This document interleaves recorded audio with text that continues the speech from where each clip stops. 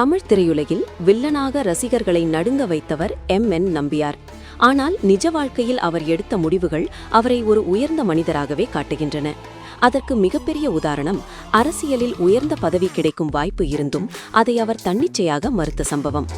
தமிழக அரசியலின் பிரபலமான தலைவரும் நடிகருமான எம்.ஜி. ராமச்சந்திரன் அவரை நேரடியாக அழைத்து மந்திரி பதவியை வழங்க தயாராக இருந்தார். இருந்தும் அதிகாரமும் பதவியும் அவரை கவரவில்லை. கலை, ஆன்மீகம், ஒழுக்கம் ஆகியவற்றை மேலிடமாக கொண்ட நம்பியார் அரசியலை விட தனது வாழ்க்கை நெறியை தேர்ந்தெடுத்தார். இந்த முடிவுக்கு பின்னால் என்ன காரணம்? ஏன் அவர் அந்த வாய்ப்பை நிராகரித்தார்? திரையில் வில்லனாக இருந்த மனிதர் வாழ்க்கையில் இப்படி ஒரு உயர்ந்த நிலைப்பாட்டை எடுத்துக்காட்டிய விதம் என்ன? அதை தெரிந்து கொள்ளும்போது நம்பியாரின் உண்மையான மகத்துவம் நமக்கு தெளிவாகும். சினிமாவில் வில்லன், நிஜ வாழ்க்கையில் ஹீரோ என்ற வர்ணனைக்கு உயிர் கொடுத்தவர் எம்.என். நம்பியார்.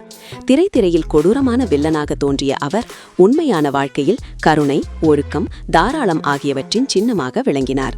அவரின் வாழ்க்கை பயணத்தையும் மனிதநேய பண்புகளையும் நினைவு கூறுவது பலருக்கும் பெருமையாகும். மஞ்சேரி நாராயணன் என்பது அவரது இயற்பெயர். கேரள மாநிலத்தில் பிறந்த அவர் நாயர் சமூகத்தின் நம்பியார் பிரிவைச் சேர்ந்தவர். ஆரம்பத்தில் நாடக மேடைகளில் நடித்த அவர் பின்னர் தமிழ் சினிமாவில் தனித்துவமான இடத்தை பிடித்தார். காலப்போக்கில் நாராயணன் என்ற பெயர் மறைந்து நம்பியார் என்ற பெயரே அவரது அடையாளமாக மாறியது.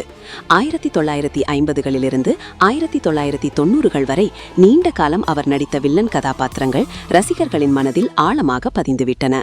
குறிப்பாக எம்.ஜி. ராமச்சந்திரன் மற்றும் சிவாஜி கணேசன் போன்ற முன்னணி நடிகர்களுடன் நடித்த படங்களில் அவரது வில்லத்தனம் கதைக்கு வலுவான மையமாக இருந்தது. கண்களில் தெரியும் கடுமை, குரலில் இருக்கும் கட்டுப்பாடு, உடல் மொழியில் வெளிப்படும் அதிகாரம், இவை அனைத்தும் அவரை மறக்க முடியாத வில்லனாக மாற்றின. ஆனால் திரைக்கு புறம்பாக இருந்த நம்பியார் முற்றிலும் வேறுபட்ட மனிதர். ஆன்மீகத்தில் ஆழ்ந்த ஈடுபாடு கொண்டவர். குறிப்பாக ஐயப்ப பக்தராக இருந்த அவர் ஆண்டுதோறும் சபரிமலா யாத்திரைக்கு சென்று வந்தார். மேலும் பலருக்கும் ஐயப்ப மாலை அணிவித்து வழிகாட்டியதும் அவரது வாழ்க்கையின் முக்கிய பங்காகும். ஒழுக்கம், கட்டுப்பாடு, நேர்மை இவை அவரது அன்றாட வாழ்வின் அடிப்படைகள். அவரது மகன் மோகன் நம்பியார் பகிர்ந்த நினைவுகள் அவரது மனித நேயத்தை மேலும் வெளிச்சமிடுகின்றன. என்னுடைய அப்பாவை மக்கள் இன்னமும் நினைவு கூறுவது பெருமை. அவர் நடிகர்களில் மட்டுமல்ல, மனிதர்களிலும் தனித்துவமானவர் என்கிறார். மேலும் அவருக்கு அரசியலில் ஈடுபட அழைப்பு வந்த சம்பவமும் குறிப்பிடப்பட்டது.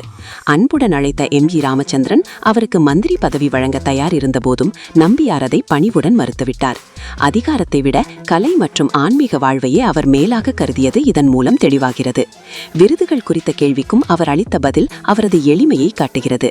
அந்த விருதை விற்றால் எவ்வளவு தேரும், அதற்கு பதிலாக இளம் தலைமுறைக்கு கொடுத்து ஊக்கப்படுத்துங்கள் என்று நகைச்சுவையுடன் கூறியிருக்கிறார். இது அவரின் சுயநலமற்ற மனப்பான்மையையும் புதியவர்களை முன்னேற்ற வேண்டும் என்ற எண்ணத்தையும் வெளிப்படுத்துகிறது. மொத்தத்தில் எம்.என். நம்பியார் ஒரு நடிகர் மட்டுமல்ல, அவர் ஒரு வாழ்வியல் முன்மாதிரி. திரையில் வில்லனாக இருந்தாலும் வாழ்க்கையில் மனிதநேய ஹீரோவாக வாழ்ந்தவர். அவரது சாதனைகள், பண்பு, எளிமை இவை அனைத்தும் இன்றும் பலருக்கு ஊக்கமாக உள்ளன. அவர் விட்டு சென்ற மதிப்புகளையும் நினைவுகளையும் நாம் மரியாதையுடன் கொண்டாடுவது அவருக்கு செய்யும் மரியாதையாகும்.